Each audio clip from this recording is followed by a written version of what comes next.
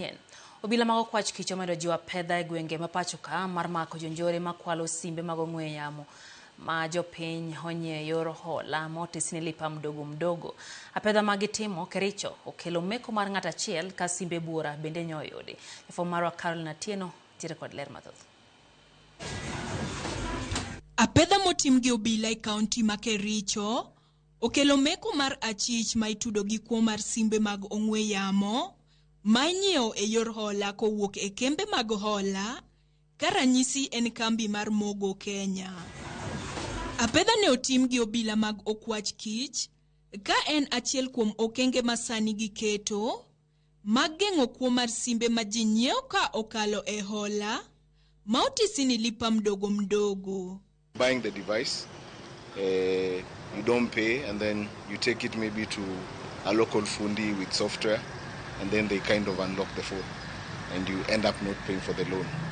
So sometimes when this happens, we notice that this phone is not being paid for. We have other instances whereby you'll find that if the hacking fails to happen, this phone is opened and it's just opened, sold for spare parts. Nono yango ni kweth njore no osebedo ka kwalo simbe go kaito gilodho igi kokalo e yor lony manyasani bang'e giuso simbe go ne jopiny ma onge gi ng'eyo e wi kuo makamano kendo moko itero nyaka e pinje malibamba. So far devices, I can say maybe upwards of 40 million. Yeah, because we lost like 1,500 devices. And when we kind of caught up with those people, we found even phones from our competitors. This is Watu Credit and Copper. E apedha no, simbe buora mag kembe mopogore ne oyudi.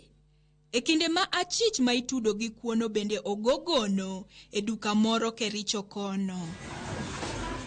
Ka oyango apedha no, jatend okwach kich Malondiani Kelo Musimi oyango ni pod gimanyo achije mamoko ka bura bende gisemako e doho.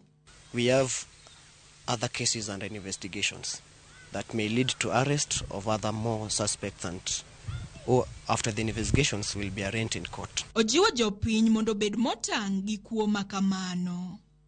Caroline Atieno, Ramogi TV.